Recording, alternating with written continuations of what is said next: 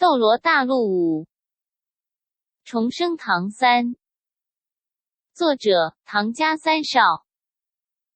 第45章，时不我待。在风狼变状态下，王小磊的身体素质还是相当不错的。背部着地的瞬间，他迅速弹起，怒道：“你耍赖，你偷袭！”唐三淡淡的道：“如果刚才是在战场上，你的喉咙已经被我割开。”王超和王忠对视一眼，王超忍不住道：“唐三，你今天这是怎么了？”唐三看向他们，道：“没什么，我只是觉得你们成长的速度应该更快一些。你们3个一起来吧，我陪你们练习。”王超吃惊地道：“你疯了吗？”他话音还没落，就见唐三手中青光缭绕，下一刻，2道锋刃已经朝着他和王忠飞射而来。王忠一直没说话，注意力始终很集中。看到锋刃，他瞬间就动了起来，身体骤然弹起，一闪身就避开了锋刃，直奔唐三扑去。王忠一直没说话，注意力始终很集中。看到锋刃，他瞬间就动了起来，身体骤然弹起，一闪身就避开了锋刃，直奔唐三扑去。被王忠避开的锋刃突然炸开，一股气流冲击而来，令王忠前扑的身体顿时一歪。另一道锋刃同样炸开，王超本打算以锋刃对锋刃化解唐三的攻击，怎奈自己的锋刃落在了空处，他也被那炸开的锋刃冲击的后退一步。揍他！王小磊怪叫声再次朝着唐三冲去。唐三扭头，脚下步子一动，就迎上了王小磊。王岩峰顺利交了任务，回到住处的时候，一进门就看到了躺在地上正在大口嘴气的王家三兄弟。王小磊的双眼甚至有些翻白。唐三正在和林暮雪说话，林暮雪一副若有所思的样子。怎么了这是？都起来！王岩峰皱了皱眉，呵斥了一句：“老师，您可回来了。”王小磊猛地翻身坐了起来，嗓音中带着哭空：“唐三他打我们，老师，您是不是偏心？为什么他这么厉害，打得我们好痛呀？”王岩峰一愣，扭头看向唐三。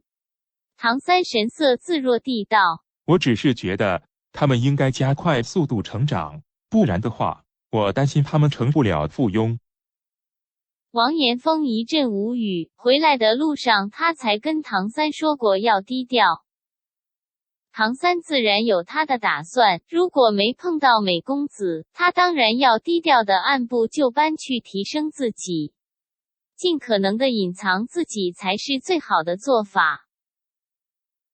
但是现在对他来说，没有什么比尽快去到美公子身边更重要的事情。而且他同时要考虑的是如何去嘉里城，如何离开这里。不是他一个人离开，而是这里所有的附庸一起离开。毫无疑问，相比外面，嘉里城要安全得多。王岩峰带给他的不只是知识。想让大家都迁徙到嘉里城，需要做很多事，实力是基础，还需要合适的契机，以及合理的理由。而现在心中斗志满满的他，必须开始准备了，就从让王家三兄弟和林暮雪快速成长开始。王家三兄弟看着唐三的眼神像是看怪物似的。他们怎么也想不到，这个年纪最小的弟弟，战斗力竟然如此强悍。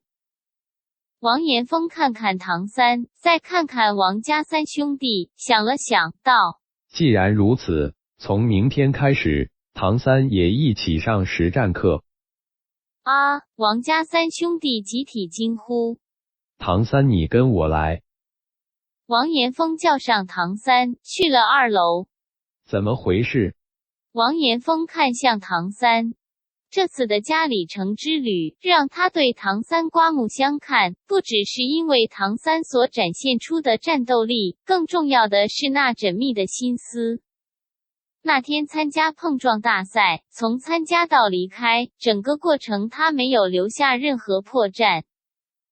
看似惊险，此刻回想起来，他从蒙面到突然假意落败撒走，没有给闪豹族任何追杀的机会，这些都不像是一个孩子能想到的。少年老成，不外如是。我想帮他们快速成长起来。唐三坦然说道。王延峰眉头微蹙，问道：你想做什么？唐三道：自然是帮他们顺利拿到附庸身份。老师，您能帮我找一份风狼镇的资料吗？包括人员数量、年龄多大、实力如何等等，资料越详细越好。我想帮大家分析一下对手。王延峰一惊，分析对手？唐三认真地点点头。真的只是分析对手？王延峰怎么想都觉得没有这么简单。唐三道：知己知彼，百战不殆。2年后的附庸资格考试事关生死，多做准备非常重要。好吧，我帮你找找。你要注意对自己的实力保密，尽量少出去，知道吗？王延峰提醒道。您放心。唐三回房休息去了，王延峰坐在自己的房间中陷入了思考。片刻之后，他起身出去。在风狼镇，王延峰的主要工作就是管理人类附庸，为风狼镇领主做事，所以平时他基本没什么事情要忙，却可以直接和风狼镇领主沟通。在风狼镇内，他的地位有一点尴尬，因为是附庸首领，自身又达到了4阶。比大多数狼妖都强，但附庸的地位低下，就算是普通狼妖见到他，也是颐指气使的。唐三回到自己的房间，看到王忠躺在床上。你为什么那么强？看到唐三回来，王忠立刻从床上跳了下来，目光灼灼地看着他。唐三道：天赋加努力，才会变得强大。